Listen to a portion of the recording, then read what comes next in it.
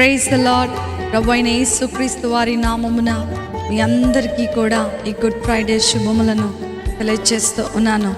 ప్రభు వారి యొక్క కృప, ఆయన మన కొరకు కార్చినటువంటి రక్తము ఈరోజు మన అందరము కూడా ఇలాగూ సంతోషముగా ఉండటానికి, ప్రభు మాటలను ధ్యానం చేసుకోవటానికి, ప్రభు సన్నిధానంలో మనందరము కూడా దేవుని స్తుతించటానికి, ఆయన మన కొరకు కార్చిన రక్తము, ఆయన మన కొరకు పొందిన దెబ్బలు, ఆయన మన కొరకు ఇచ్చినటువంటి ఈ నూతనమైన జీవితమే. కాబట్టి ఈ దినము మన జీవితాన్ని మార్చేదిగా ఉండాలి. ఈ దినము మన జీవితంలో ఒక ఉన్నతమైనటువంటి గుడ్ ఫ్రైడేగా ఉండాలని నేను ప్రభు పేరట మనవి చేస్తూ ఉన్నాను. వాక్య భాగంలోనికి వెళ్దాం.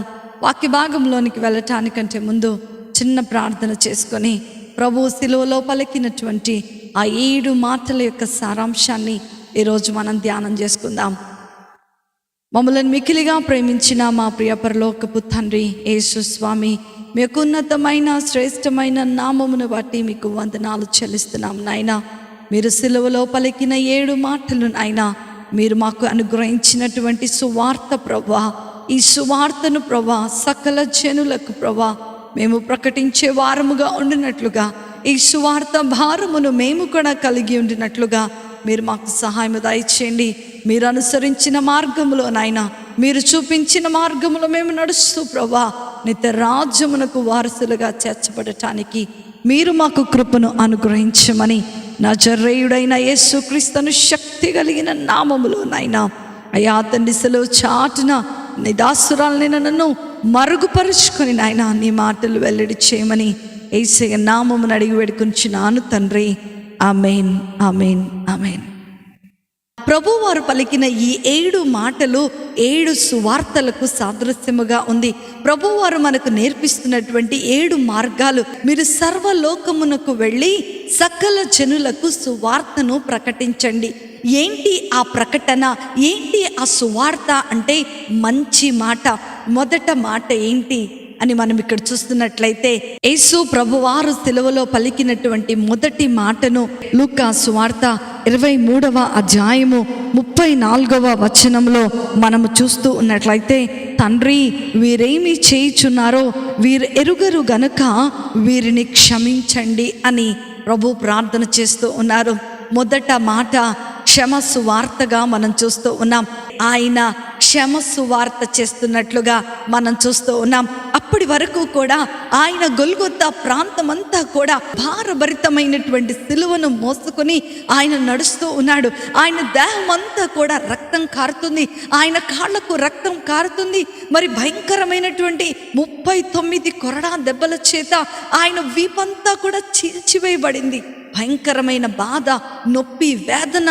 మరి ఆయనను మేకులు వేస్తున్నప్పుడు నిజంగా ఆయన యొక్క చేతుల్లో నుంచి, కాళ్ళలో నుంచి ఎంత భయంకరమైనటువంటి రక్తము, నొప్పి, వేదన. అట్లాంటి భయంకరమైనటువంటి పరిస్థితిలో ప్రభువారు మాట్లాడుతున్న మాట ఏంటో తెలుసా అండి? తండ్రి వీరేమి చేయుచున్నారో వీరెరుగరు గనక వీరిని క్షమించండి. హల్లెలూయా.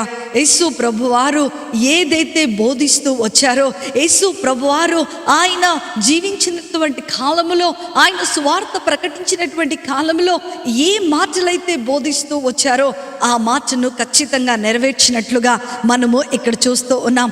మత్తయి సువార్త 5వ అధ్యాయము 44వ వచనంలో మనము చూస్తున్నట్లయితే, మీరు మీ పరలోకమందున్న మీ తండ్రికి కుమారులై ఉండినట్లు మీ శత్రువులను ప్రేమించండి, మిమ్ములను హింసించు వారి కొరకు ప్రార్థన చేయండి అని ఆయన చెప్పి ఉన్నారు. హల్లెలూయా. ఆయన చెప్పినట్లుగానే ఆయన చేసి ఉన్నాడు. ఆయన హింసించిన వారిని ఆయన క్షమిస్తూ ఉన్నాడు. ఆయనను బాధించిన వారిని ఆయన క్షమిస్తూ ఉన్నాడు. ఆయనను రక్తము వచ్చేటట్టుగా కొట్టిన వారిని ఆయన క్షమిస్తూ ఉన్నట్లుగా ఇక్కడ మనం చూస్తూ ఉన్నాం. నా ప్రియమైన దేవుని బిడ్డలారా, ప్రభువు మాట్లాడినటువంటి మొదటి మాట క్షమాపణ సువార్తను చేస్తూ ఉన్నాడు. ఆయన క్షమ సువార్తను ఆయన చేస్తూ ఉన్నాడు. ఆ రోజు అక్కడ ఉన్నటువంటి వారు చలించలేకపోయారు. ఆ రోజు అక్కడ ఉన్నటువంటి హృదయాలు బండబారిపోయినాయి. అయితే ఈరోజు పరిశుద్ధాత్మ దేవుడు నిన్ను నన్ను ఒక ప్రశ్న వేస్తూ ఉన్నాడు. నువ్వు ఇంత మందిరానికి వెళ్తున్నావు, ఇన్ని గుడ్ ఫ్రైడేలు నీ జీవితంలో నువ్వు చూసుకొని ఉన్నావు. అయితే నీ హృదయము ఎలాగూ ఉన్నది? నీ హృదయము బండబారిపోయి ఉన్నదా? ఈరోజు మనము ప్రభువు చెప్పిన మార్గములో నడవలేకపోతూ ఉన్నాం. చిన్న వ్యక్తిని క్షమించలేని పరిస్థితిలో మనం ఉన్నాం. శత్రువుల దాకా పక్కన పెట్టండి, నీ ఇంటిలో ఉన్నటువంటి నీ సహోదరిని క్షమించలేని పరిస్థితిలో నేటి క్రైస్తవ సమాజము ఉంటూ ఉంది. నా ప్రియమైన దేవుని బిడ్డ, నీవు చేస్తున్నటువంటి పని మూలాన పదే పదే పదే పదే క్రీస్తు ప్రభుల వారిని మరలా మన మాటల చేత, మనం ఆయనను వెంబడించకపోవటం చేత, మనము ఆయన చెప్పినది చేయకపోవటం ద్వారా మనం ఆయనను మరలా సిరువేస్తూ ఉన్నాం. కానీ ప్రేమ కలిగిన దేవుడు, కనికరము కలిగిన దేవుడు ఆయన ఏం చేస్తున్నాడో తెలుసా? తండ్రి, వీరిని క్షమించండి, వీరికి ఏం తెలియదయ్యా, వీరి కొరకు నేను రక్తం కార్చానయ్యా, వీరికి ఏం తెలియదయ్యా, ప్లీజ్ అయ్యా మీరు వీరిని క్షమించండి అని యేసు ప్రభువారు ఇప్పటికీ కూడా ప్రార్థన చేస్తూనే ఉన్నారు. నీవు ఆలోచిస్తున్న చెడు తలంపులు ఆయన తల మీద ముండ్ల మకుటముగా వేయబడినట్లుగా మనం చూస్తూ ఉన్నాం. చాలా మంది చెబుతూ ఉంటారు, నా మాటలు పరిశుద్ధం, నేను పరిశుద్ధ, నా జీవితం పరిశుద్ధం అని అనుకుంటున్నావు. నీ శత్రువుని నువ్వు ప్రేమిస్తున్నావా? నిన్ను హింసించిన వారిని నువ్వు క్షమిస్తూ ఉన్నావా? నీవు క్షమించగలిగినట్లయితే యేసు ప్రభు వారిని నీవు ఈరోజు అనుసరించినట్లే. ఆయన పరిశుద్ధ రక్తములో పవిత్రముగా మనము పరిశుద్ధపరచబడిన వారమైతే ఈరోజు ప్రభు నీతో నాతో మాట్లాడుతున్న విషయం ఏంటో తెలుసా? నీకు నాకు అందచేస్తున్న మొదటి సువార్త క్షమ సువార్త. నీవు కూడా సర్వలోకానికి అందించవలసిన సువార్త క్షమ సువార్తను మనము ప్రకటించాలి. ఇప్పుడు వరకు నువ్వు ఎవరినైతే క్షమించలేదో వారి దగ్గరకు వెళ్ళండి. ఈ గుడ్ ఫ్రైడే రోజు నువ్వు చేయాల్సిన పని అదే. ఒకవేళ నీవు నేను గనక అలా చేయగలిగినట్లయితే ఈరోజు ప్రభువు మన కొరకు కాచిన ఈ రక్తము సంపూర్తి అయిపోయినట్లే. హల్లెలూయా. నా ప్రియమైన దేవుని బిడ్డలారా, ఒక్కసారి మనల్ని మనము ఈ మాటలో చూసుకోవాలని నేను ప్రభు పేరట మనవి చేస్తూ ఉన్నాను. యేసు ప్రభు వారు శిలువలో పలికినటువంటి రెండవ మాటను మనం చూసుకున్నట్లయితే లూకా సువార్త 23వ అధ్యాయము 42 వచనాన్ని 42, 43 వచనాలను మనం చూసుకున్నట్లయితే, ఆయనను చూచి యేసు, నీవు నీ రాజ్యములోనికి వచ్చినప్పుడు నన్ను జ్ఞాపకము చేసుకొనమనెను. అందుకు ఆయన వారితో, నేడు నీవు నాతో కూడా పరదేశులో ఉందువని నిశ్చయముగా నీతో చెబుతూ ఉన్నాను. యేసు ప్రభు వారు మాట్లాడుతున్నటువంటి ఈ రెండవ మాట రక్షణ సువార్తగా మనము చూస్తూ ఉన్నాం. ఒక దొంగకు నిశ్చయతను ఇచ్చినటువంటి సువార్త, ఒక దొంగకు అభయం ఇచ్చినటువంటి సువార్త. ప్రపంచ చరిత్రలోనే మనం చూస్తున్నట్లయితే ఒక చిన్న అవకాశంలోనే నిత్య రాజ్యమునకు చేర్చబడినటువంటి మరి వ్యక్తి ఈ దొంగ. సిలువలో ఈ దొంగ యేసు ప్రభు వారితో కలిసి మరి హింసించబడుతూ ఉన్నప్పుడు యేసు ప్రభు వారిని చాలా భయంకరంగా హింసిస్తూ ఉన్నారు. చాలా మంది కొడుతూ ఉన్నారు, పిడిగుద్దులు గుద్దుతూ ఉన్నారు, మేకులు వేసి సిలువకు కొడుతూ ఉన్నారు. కానీ యేసు ప్రభు వారు మాత్రము ఆయన సిలువలో మాట్లాడుతున్నటువంటి మొదటి మాట, తండ్రి వీరేమి చేయుచున్నారో వీరెరుగరు కనుక వీరిని క్షమించండి. ఈ మాట ఈ దొంగను చాలా ప్రభావితం చేసి ఉండవచ్చు. అరే, నిజంగా శత్రువుని కూడా క్షమించగలుగుతున్నాడు అంటే ఈయన ఖచ్చితంగా దేవుడే, ఈయనను నా హృదయంలో చేర్చుకోవాలి అని ఆయన ఆలోచన వచ్చిన వెంటనే ఆలస్యము చేయకోకుండా ఆయన యేసు ప్రభు వారితో దొంగ మాట్లాడుతున్నాడు. దేవా ప్రభువా, నీవు నేడు నీ రాజ్యముతో వచ్చినప్పుడు నన్ను కూడా నీవు జ్ఞాపకము చేసుకో. ఈ దొంగకు 2 విషయాలు అర్థమైనాయి. ఈయన రాజు అని, ఈయనకు ఒక రాజ్యం ఉంది, ఆ రాజ్యము శాశ్వతమైనదని, ఆ రాజ్యములో సంతోషం ఉంటుందని, ఆ రాజ్యము నిత్యమైనటువంటి రాజ్యము అని ఆ దొంగకు అర్థమై ఉంటుంది. అందుకనే వెంటనే యేసు ప్రభు వారిని అడుగుతున్నాడు, నీవు నీ రాజ్యముతో వచ్చినప్పుడు దయచేసి నన్ను జ్ఞాపకము చేసుకో అయ్యా. నిజంగా నా ప్రియమైన దేవుని బిడ్డ, ఈ దొంగ హృదయాంతరంగములో నుండి ప్రభు యందు విశ్వాసముంచి తన పశ్చాత్తాపమైన హృదయాన్ని యేసు ప్రభు వారు చూశారు. నిశ్చయతను కలగజేస్తూ ఉన్నాడు. ఒక దొంగకు నిశ్చయతను ఆయన కలగజేస్తూ, నిశ్చయముగా ఈ క్షణమే నీవు కూడా నాతో పాటు పరదేశంలో ఉంటావు. ఆ క్షణమే అతను పరదేశంలో ఉన్నట్లుగా మనము ఈ లేఖనాల్లో చూస్తూ ఉన్నాం. నా ప్రియమైన దేవుని బిడ్డ, ఈ రక్షణ స్వార్థ కేవలము దొంగకు మాత్రమే కాదు. ఈరోజు వాక్యం వింటున్నటువంటి నీకు నాకు కూడా సంవత్సరాల తరబడి వాక్యాన్ని వింటూ ఉంటాం, సంవత్సరాల తరబడి ప్రార్థన చేస్తూనే ఉంటాం, సంవత్సరాల తరబడి దేవునిని ఆరాధిస్తూనే ఉంటాం. కానీ మన జీవితంలో సరైన మార్పును మనం చూడలేని పరిస్థితిలో ఉన్నాం. ఎప్పుడు వస్తాడో ప్రభు మనకు తెలియదు. ఆయన రాజ్యము శాశ్వతమైనది, ఆయన రాజ్యము సంతోషకరమైనది, ఆయన రాజ్యము బంగారుమయమైనది, ఆయన రాజ్యములో ఎప్పుడు కూడా ఆకలి దప్పులు ఉండవని ప్రభు వాక్యము మనకు సెలవిస్తూ ఉంది. ఇలాంటి రాజ్యము కొరకు నీవింకా నిర్లక్ష్యము చేసుకుంటా, ఇంకా నీ హృదయాన్ని కఠినపరుచుకుంటా, ఇంకా రాజులకు రాజైనటువంటి యేసు ప్రభువారిని నీ హృదయములో నీవు నీ రక్షకుడిగా అంగీకరించకపోతే నీ పై పెదవుల నుంచి వచ్చేటువంటి ఏ మాట కూడా ప్రభు అంగీకరించలేడు. యేసు ప్రభువారు ఈ దొంగ అంతర్యాన్ని చూశాడు. ఈ దొంగ అంతరంలో ఉన్నటువంటి ఆ పశ్చాత్తాపాన్ని చూసి ఏమంటున్నాడో తెలుసా? నిశ్చయముగా నేడు నీవు నాతో కూడా పరదేశంలో ఉంటావని ప్రభు మాట్లాడుతూ ఉన్నాడు. ఎంత గొప్ప మాట నా ప్రియమైన దేవుని బిడ్డ, ఎంత గొప్ప మాట ఆయన మాట్లాడుతూ ఉన్నాడు. చివరి క్షణములో మనమున్నామో తెలియదు, ప్రభు ఎప్పుడొస్తాడో కూడా తెలియదు. కానీ ఈ రోజే, ఈ క్షణమే. అందుకనే కొరింథీ రాసినటువంటి 2వ పత్రిక 6వ అధ్యాయము 2వ వచనం ప్రకారము ఇదే అనుకూల సమయము, ఇదే రక్షణ దినము అంటున్నాడు పౌలు కొరింథీలకు రాసినటువంటి పత్రికలో. నా ప్రియమైన దేవుని బిడ్డ, ఈరోజు ఈ యొక్క రక్షణ సువార్త నీకు అందించబడుతూ ఉంది. ఈరోజు నీకు ఒక అవకాశం ఇవ్వబడుతూ ఉంది. దొంగకు నిశ్చయతనిచ్చినటువంటి దేవుడు, దొంగకు అభయం ఇచ్చినటువంటి దేవుడు ఈరోజు నిన్ను కూడా క్షమించి ఆయనతో పాటు ఆ శాశ్వతమైనటువంటి, ఆ నిత్యమైనటువంటి రాజ్యములో కూర్చోపెట్టుకోవటానికి, ఆయనతో పాటు మనము సహవాసము చేయటానికి, ఆ పెండ్లి విందులో మనము కూడా పాలిభాగస్థలం అవ్వటానికి ఆయన ఒక మంచి అవకాశాన్ని ఆయన ఇస్తూ ఉన్నాడు. నేడే రక్షణ దినము, ఇదే అనుకూల సమయము. దేవుని పాదముల చెంతకు చేరి, ప్రభా నన్ను క్షమించు ప్రభా, నన్ను నువ్వు క్షమించి నీ రాజ్యములో నన్ను చేర్చుకో ప్రభా. ఈరోజు నా హృదయమును నీళ్లు కుమ్మరించినట్లు నీ యొక్క పాదముల మీద నేను కుమ్మరిస్తున్నాను ప్రభా అని నీవు ప్రార్థించగలిగినట్లయితే ప్రభు యొక్క సన్నిధి నీవు అనుభవించబోతున్నావు. నేడు నీవు కూడా నిశ్చయముగా నిత్య రాజ్యములో ప్రభుతో పాటు కలిసి మనము సంతోషించబోతున్నాం, మనం ఆనందించబోతున్నాం. అలా కాకోకుండా ఇన్ని సంవత్సరాలు వాక్యం వింటున్నా, ఇన్ని సంవత్సరాలు మందిరానికి వెళ్తున్నా, ఇన్ని సంవత్సరాలు ప్రార్థన భక్తి పరులుగా యాక్ట్ చేస్తున్నా సరే, నీ హృదయాన్ని గనక ప్రభువునకు ఇవ్వలేకపోతే గనక నీ జీవితాన్ని ఈరోజు ఇక్కడ, ఒకవేళ ఈ రాత్రి అనుకూల సమయము, ఇప్పుడే ఈ క్షణమే నిజంగా ప్రభు వచ్చినట్లయితే నీ పరిస్థితి ఏంటి? దేవుడు అందిస్తున్న ఈ 2వ మాట, రక్షణ సువార్త నీకు, నీ ఇంటి వారికి ఆయన రక్షణ సువార్త. తెలిసిన వారందరికీ చెప్పు. అమ్మా, ఎంతకాలము ఇలా మొండి బారిపోయిన క్రైస్తవులమ్మలే మనం ఉంటాం? ఎంతకాలము మన జీవితం ఇలాగా ఉంటుంది? ఎంతకాలము మన బ్రతుకు ఇలా మొండి బారిపోయినట్లుగా ఉంటుంది?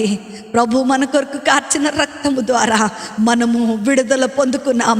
ఇదిగో ఆ దొంగ గ్రహించాడు, ఈయన గొప్ప దేవుడు, నేను నా పాపములు పట్టుకొని ఈయన దగ్గరకు వెళ్తే ఈయన ఖచ్చితంగా నన్ను కూడా క్షమిస్తాడు అని ఆయన అంతరంగంలో గ్రహించాడు. తన పాపములన్నీ ఒప్పుకొని, ప్రభువా నన్ను క్షమించి నీతో పాటు తీసుకొని వెళ్ళని ప్రార్థన చేస్తున్నప్పుడు నిశ్చయముగా దొంగను తీసుకొని వెళ్ళిన దేవుడు నీ కొరకు, నా కొరకు సిలువ రక్తము ఆయన కార్చి ఉంటుండగా ఆయన నిన్ను నన్ను తీసుకొని వెళ్ళడా? ఈరోజే, ఈ క్షణమే, ఇప్పుడే మోకరించి ప్రార్థన చేయి. నీ జీవితంలో ఏది ప్రభువుకి ఇష్టంగా లేదో, ఏది నీ జీవితంలో రక్షణ కార్యము జరగకుండా ఉందో, నీ జీవితంలో ఏది పాపముగా ఉందో దాన్ని విడిచిపెట్టేసాయి. దేవుడు నీతో మాట్లాడుతున్నాడు. నిశ్చయముగా నీవు నాతో కూడా పరదేశంలో ఉందువు. హల్లెలూయా. యేసు ప్రభువారు సిలువలో పలికినటువంటి 3వ మాటను మనం చూసుకున్నట్లయితే, యోహాను రాసినటువంటి సువార్త 19వ అధ్యాయము 25వ వచనము నుండి 27వ వచనం వరకు మనం చూస్తున్నట్లయితే, ఆయన తల్లియు ఆయన తల్లి సహోదరియు క్లోపా భార్య అయిన మరియయు మగ్దలేనే మరియయు యేసు శిలువ యొద్ద నిలుచుండిరి. యేసు తన తల్లియు తాను ప్రేమించిన శిష్యుడును దగ్గరకు నిలుచుండుట చూచి, అమ్మా, ఇదిగో నీ కుమారుడు అని తన తల్లితో చెప్పెను. తరువాత శిష్యుని చూచి, ఇదిగో నీ తల్లి అని చెప్పెను. ఆ గడియ నుండి ఆ శిష్యుడు ఆమెను తన ఇంట చేర్చుకొనెను. హల్లెలూయా. నిజంగా ఈ దేవుడు మాట్లాడినటువంటి ఈ 3వ మాటను మనం చూస్తున్నట్లయితే రాజ్య సువార్తగా మనం చూస్తూ ఉన్నాం. ఆదరణ మాటలుగా మనం చూస్తూ ఉన్నాం. యేసు ప్రభువారు జీవించినంత కాలము ప్రభు లేఖనాలను నెరవేరుస్తూ ప్రభు లేఖనాలు సారముగా ఆయన జీవించినట్లుగా మనం చూస్తూ ఉన్నాం. నేటి దినముల్లో చూస్తే క్రైస్తవులు కూడా ప్రభు ఆజ్ఞను తెలిసిన వారు కూడా భక్తిగా క్రమముగా మందిరానికి వెళ్తున్న వారు, దేవునిని ఆరాధిస్తున్న వారు, సంఘములో పెద్దలుగా ఉంటున్న వారు, సంఘములో చాలా ముఖ్యమైన వారిగా ఉంచిన వారు కూడా వారి తల్లిదండ్రులను ప్రేమించలేని పరిస్థితిలో వారు ఉంటూ ఉన్నారు. కానీ యేసు ప్రభువారు ఏమంటున్నాడో తెలుసా? ఈరోజు ఇది ఒక రాజ్య సువార్త. అమ్మా, నీ తండ్రిని నీ తల్లిని నీవు సన్మానించు. నిర్గమకాండము 20వ అధ్యాయములో ప్రభు ఇచ్చిన ఆజ్ఞలలో ఆ యొక్క ఆజ్ఞను మనం చూస్తున్నట్లయితే, నీవు దీర్ఘాయుష్మంతుడు వగనట్లు నీ తల్లిని నీ తండ్రిని నీవు సన్మానించుము. నీకు నేను ఇచ్చినటువంటి బహుమానం ఏంటో తెలుసా? నీ తల్లిదండ్రులు నీవు వారి సంరక్షణలో ఉండటానికి, వారి కొరకు మీరు ఫలములు ఫలించే వారిగా ఉండాలని ప్రభు మనలను ఏర్పాటు చేసుకున్నాడు. ఇక్కడ కూడా చూడు, ఎంత భయంకరమైన పరిస్థితిలో ఆయన ఉన్నాడు. ఒక పక్కన సిలువ భారముగా ఉంది, చాలా భయంకరమైనటువంటి నొప్పుల చేత ఉన్నాడు, రక్తము కారుతూ ఉంది, శరీరం అంతా కూడా ఒకటే బాధ. అయినా సరే ఏం చేస్తున్నాడు? తన యొక్క హృదయాన్ని, తన రొమ్ముని ఆనుకున్నటువంటి తన ప్రియ శిష్యుడైనటువంటి యోహానును పిలిచి అంటున్నాడు, ఇదిగో ఈమె ఈ రోజు నుంచి నీకు తల్లిగా ఉంది, ఈమెను సంరక్షించవలసిన బాధ్యత నీ మీద ఉంది. నేను ఇప్పటి వరకు ఈమెను చూసుకుంటూ వచ్చాను, కానీ నీవు ఈ రోజు నుంచి చూసుకోవాలి. నా ప్రియమైన దేవుని బిడ్డ, తల్లిదండ్రులు భారమైపోయినటువంటి దేవుని పిల్లలైన మీ అందరితో కూడా నేను మాట్లాడుతున్నాను. నా దేవుడు నేర్పించినటువంటి ఒక చక్కటి మాట అది ఏంటి అనంటే, నీ తల్లిదండ్రులను సంతోషపరచు. కానీ నేటి దినముల్లో బిజీ అని, మేము వండ పెట్టలేమని, వృద్ధాప్యములో ఉన్నారని వారిని వెలివేస్తున్నటువంటి స్థితిలో చూస్తూ ఉన్నాం. ఓబద్య గ్రంథము 1వ అధ్యాయము 15వ వచనములో ఏమంటున్నాడు? ఇక్కడ ఎంత చక్కగా చెప్తున్నాడో చూడండి. నీవు చేసినట్టే నీకు చేయబడును. ఈరోజు నువ్వు అనుకుంటున్నావేమో, నువ్వు ఎలా ప్రవర్తిస్తున్నావో రేపొద్దున నీ పిల్లలు కూడా అలాగే ప్రవర్తిస్తాడు. దేవుని వాక్యం ఏం చెప్తుందంటే, దేవుడు వెక్కరించబడడు. నువ్వేది విత్తుతున్నావో అదే పంటను ఖచ్చితంగా నీవు కోస్తూ ఉంటావు. ప్రభు చేసినటువంటి 3వ మాటలో ఆంతర్యము ఇదే. ఆయన చేసిన రాజ్య సువార్త ఇది. సర్వలోకానికి చెప్తూ ఉన్నాడు, నీవు దీర్ఘాయుష్మంతుడవు అవ్వాలి అనంటే, నీవు సంతోషముగా ఉండాలి అనంటే, రేపొద్దున నువ్వు వృద్ధాప్యంలోనికి వెళ్ళినప్పుడు నీ పిల్లలు నిన్ను మంచిగా చూడాలి అనంటే, నీ తల్లిని నీ తండ్రిని నీవు సన్మానించాలి. ఎంత గొప్ప వార్త! నా ప్రియమైన దేవుని బిడ్డలారా, ఈ సువార్త నీ జీవితంలో ఉందా? ఈ సువార్త నువ్వు చేయగలుగుతున్నావా? ఒకవేళ నువ్వు చేయలేని పరిస్థితుల్లో అయితే ఈరోజే వెళ్ళు, నీ తల్లిదండ్రులకు ఫోన్ చేయండి. ఎవరైనా ఓల్డేజ్ హోమ్లో దింపాలనే ఆలోచన కలిగినట్లయితే నువ్వు మానుకోమని నేను ప్రభు పేరట ప్రేమతో మనవి చేస్తూ ఉన్నాను. నా ప్రియమైన దేవుని బిడ్డ, క్రీస్తు ప్రభుల వారు చేసిన సువార్త అద్భుతమైనది. యేసు ప్రభువారు సిలువలో పలికినటువంటి 4వ మాటను మనం చూసుకున్నట్లయితే, మత్తయి సువార్త 27వ అధ్యాయము 46వ వచనాన్ని మనం చూస్తున్నట్లయితే, ఇంచుమించు 3 గంటలైనప్పుడు యేసు ఏలి ఏలి లామా సబక్తాని అని బిగ్గరగా కేక వేసెను. ఆ మాటకు నా దేవా నా దేవా నన్నెందుకు చేయి విడిచితివని అర్థము. ఆయన సిలువలో పలికినటువంటి ఆ 4వ మాట శ్రమ సువార్తను మరి ప్రకటిస్తూ ఉంది. అప్పుడు వరకు కూడా యేసు ప్రభువారు భరిస్తున్నటువంటి ఆ సిలువ భారము కంటే, ఆ ఘోరమైనటువంటి అవమానము కంటే, ఆ ఘోరమైనటువంటి మాటల కంటే కూడా ఆయనను ఎక్కువగా బాధించినటువంటి విషయం, మొదటిసారిగా తండ్రి నుండి ఎడబాటును యేసు ప్రభువారు ఆయన పలికినటువంటి 4వ మాటలో మనం చూస్తూ ఉన్నాం. ఆయన మరికొద్ది క్షణములలో తన ప్రాణమును తండ్రికి అప్పచెప్పుతున్నటువంటి సమయం అది. తండ్రితో ఎడబాటు దేవుడు బిగ్గరగా యేసు ప్రభువారు కేక వేస్తున్నారు. ఏంటి అనంటే, ఏలీ ఏలీ లామా సబక్తాని, నా దేవా నా తండ్రి ఎందుకో నా చేయి విడిచావు.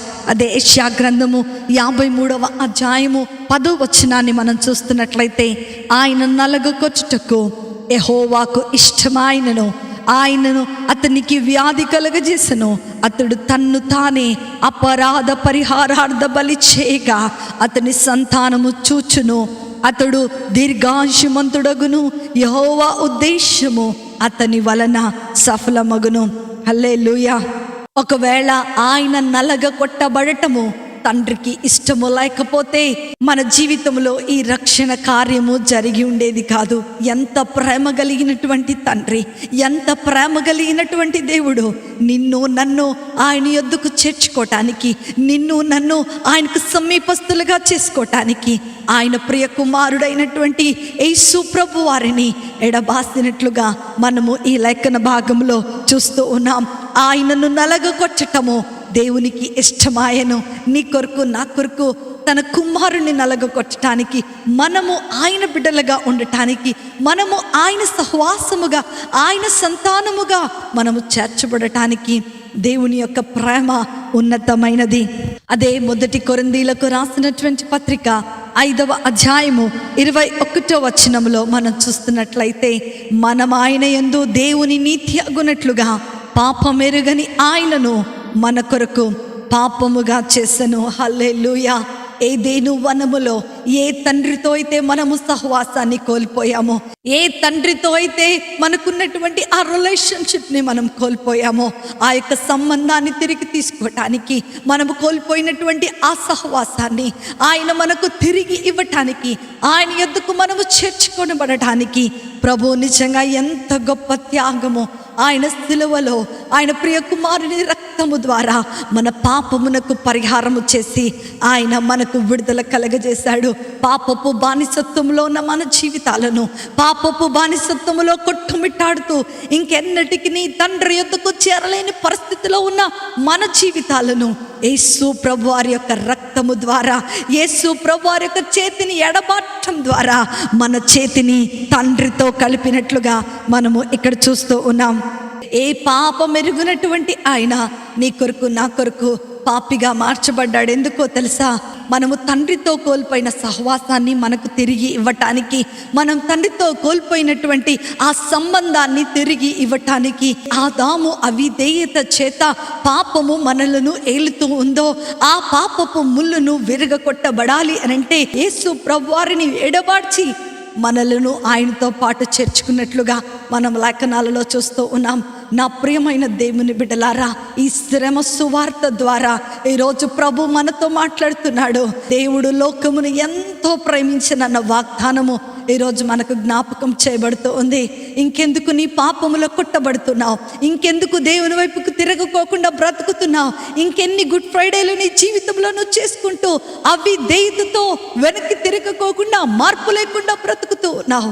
ప్రభు ఈరోజు నీతో నాతో మాట్లాడుతున్నాడు. నేటి దినము ఈ వాక్యం వింటున్నటువంటి నీవు నేను దేవుని ప్రేమను అర్థం చేసుకుందాం.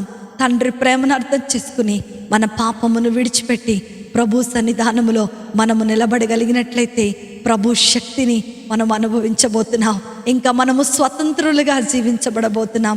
ప్రభు యొక్క రాజ్యములో మనము చేర్చబడబోతున్నాం. హల్లెలూయా.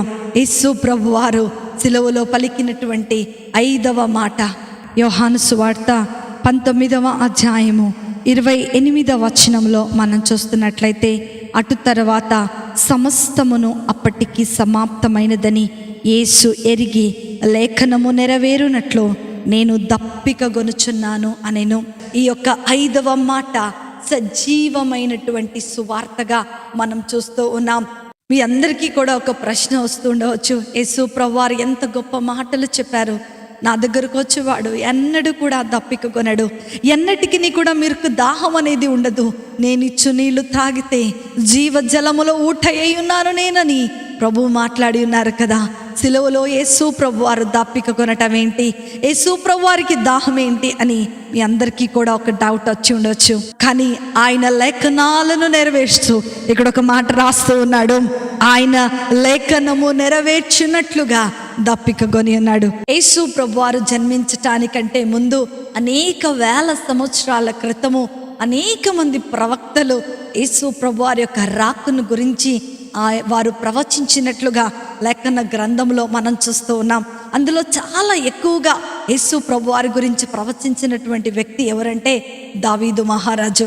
అదే ఈ 29వ దావీదు కీర్తన 21వ చరణంలో మనం చూస్తున్నట్లయితే, వారు చేదును నాకు ఆహారముగా పెట్టిరి, నాకు దప్పిక అయినప్పుడు చిరకాను త్రాగనిచ్చిరి.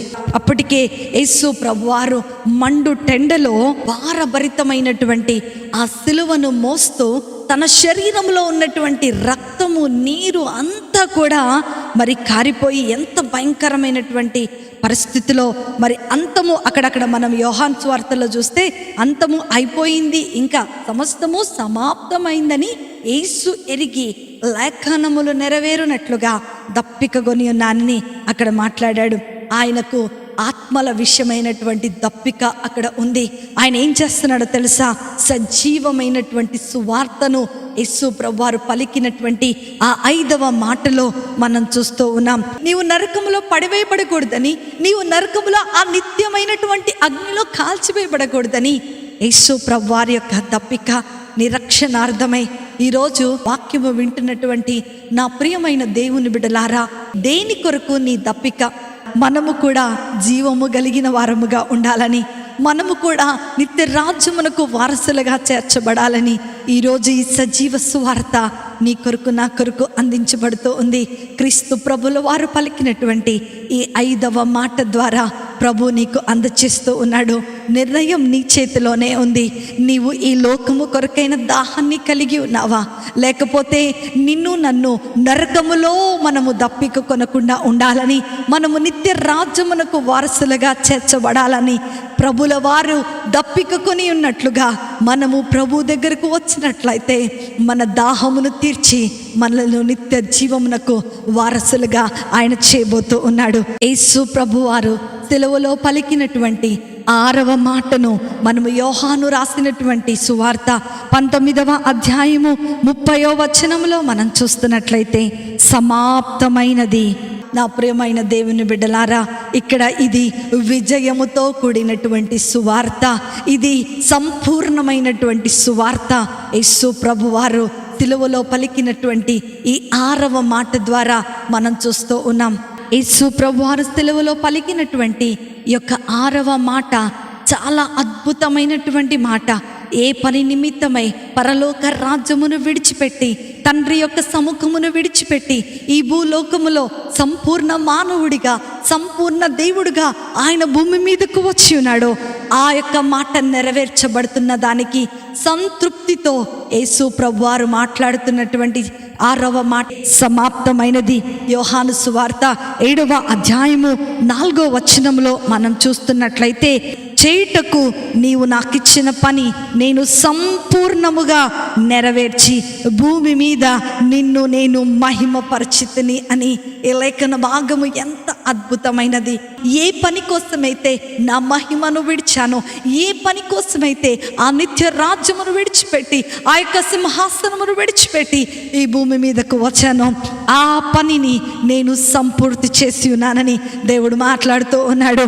ఇంకా లూకా సువార్త 19వ అధ్యాయము 10వ వచనాన్ని మనం చూస్తున్నట్లయితే, సర్వలోకాన్ని పాపము నుండి విమోచించి వారిని రక్షణలోనికి నడిపించే కార్యము సమాప్తమైపోయినట్లుగా మనం చూస్తూ ఉన్నాం. అందుకని ఆయన ఏమంటున్నాడు? నశించుచున్న దానిని వెతికి రక్షించటానికి మనుష్య కుమారుడిగా ఆయన భూమి మీదకు వచ్చాడు. అవును, పాపి అయినటువంటి మనలను, పాపులమైన మనలను, పాపముగా మార్చబడినటువంటి మనలను మన అవిధేయత చేత, మన పాపము చేత మనము దేవుని నుండి దూరం అయిపోయినాము కాబట్టి దేవునికి మనలను సమీపస్తులుగా చేయటానికి ఆయన ఈ భూమి మీదకు వచ్చినట్లుగా మనం చూస్తూ ఉన్నాం. నా ప్రియమైన దేవుని బిడ్డలారా, ఆయన చేయవలసినటువంటి బలి అర్పణ, ఆయన చేయవలసినటువంటి ప్రాయశ్చిత్తమైనటువంటి పాప పరిహారార్థ బలి ఆయన సంపూర్తి చేసినట్లుగా మనం ఇక్కడ చూస్తూ ఉన్నాం. ఆయన ధర్మశాస్త్రపు విధిని సంపూర్తి సమాప్తము చేసి ఉన్నాడని ఈ యొక్క సజీవ సువార్తలో ప్రభు మనతో మాట్లాడుతున్నాడు. ఏది కూడా ఆయనకి ఇష్టం వచ్చినట్లుగా చేయలేదు. లేఖనాలన్నీ కూడా నెరవేర్చుకుంటూ ఆయన శిలువ మరణము పొందుకొని తిరిగి లేచి మనకు నిత్య జీవాన్ని అనుగ్రహించినటువంటి దేవుడు. ఈ మాటలు మనము నిజంగా చాలా బాగా గమనించినట్లయితే మన శ్రమలు సమాప్తము చేయబడ్డాయి, మనకున్నటువంటి పాపపు భారము సమాప్తము చేయబడింది, ప్రభువుకు మనకు ఉన్నటువంటి ఆ ఎడబాటు సమాప్తము చేయబడింది. కానీ నా ప్రియమైన దేవుని బిడ్డలారా, సమాప్తము చేయబడిన దానిని ఈరోజు నీవు నేను పొందుకోలేకపోతున్నామంటే దానికి కారణం ఏంటి అనంటే మన జీవితాలు ప్రభువుకి అనుకూలముగా లేకపోవటమే, మన జీవితాలు ప్రభు చెప్పిన మార్గములో నడవలేకపోవటమే, లేకపోతే ప్రభు ఇచ్చిన దానిని మనము అంగీకరించలేకపోవటమే. ఈరోజు వాక్యం వింటున్నటువంటి నా ప్రియమైన దేవుని బిడ్డ, ప్రభు సమాప్తము చేసి ఇచ్చినటువంటి ఆ రక్షణ ఈరోజు ఉచితముగా నీకు నాకు అందించబడుతుంది. దాన్ని మనం స్వీకరించుకున్నట్లయితే సంపూర్ణమైనటువంటి విజయోత్సాహమైనటువంటి సువార్తను మనకు అందించబడుతూ ఉంది. యేసు ప్రభు వారు సిలువలో పలికినటువంటి 7వ మాట లూకా సువార్త 23వ అధ్యాయము 46వ వచనములో మనం చూస్తున్నట్లయితే, అప్పుడు యేసు గొప్ప శబ్దముతో కేక వేసి, తండ్రి, నీ చేతికి నా ఆత్మను అప్పగించుచున్నాను. అదే అప్పటి వరకు ఈ భయంకరమైనటువంటి సందర్భాన్ని, ఈ భయంకరమైనటువంటి సన్నివేశాన్ని ఆసక్తితో యూదులు ఎదురు చూస్తూ ఉన్నారు. అక్కడ కూర్చున్న వారందరూ, నిల్చున్న వారందరూ ఎదురు చూస్తూ ఉన్నారు. ఆయన శిష్యులు చూస్తూ ఉన్నారు. ఈ సృష్టి కూడా మిగుల ఆసక్తితో ఎదురు చూస్తూ ఉంది. యేసు ప్రభువారు మరణానికంటే ముందు నెరవేర్చవలసినటువంటి చిట్ట చివర ప్రవచనము 31వ దావీదు కీర్తన 5వ చరణంలో మనం చూస్తే, నా ఆత్మను నీకు అప్పగించుచున్నాను. చివరి ప్రవచనాన్ని ఆయన అక్కడ నెరవేరుస్తూ ఉన్నాడు. ఎప్పుడైతే ఈ మాటలు ఆయన పలికి ఉన్నాడో, ఎప్పుడైతే ఈ మాటలు ఆయన నోటిలో నుండి వచ్చినాయో, సృష్టి దానిని చూడలేకపోయింది. చీకటిమయమైపోయిందంట. దేవుడు ఈ మాటలు మాట్లాడుతున్నటువంటి తరుణములోనే తన ఆత్మను ఎప్పుడైతే తండ్రికి అప్పగించుతూ ఉన్నాడో, సృష్టి మిగుల చీకటి అయిపోయినట్లుగా మన మత్తయి సువార్త 27వ అధ్యాయము 57వ వచనంలో మనము చూస్తూ ఉండవచ్చు. గర్భాలయపు తెర పైనుండి కిందకు చినిగిపోయెను అని అక్కడ రాయబడుతూ ఉంది. భూమి పునాదులు వణికెను, పాపపు ముళ్ళు విరగకొట్టబడింది. ఈ పాపము వలన వచ్చు జీతము మరణమై ఉంటుండగా ఆ మరణపు ముళ్ళును యేసు ప్రభువారు సిలువలో విరగకొట్టినట్లుగా మనం ఇక్కడ చూస్తూ ఉన్నాం.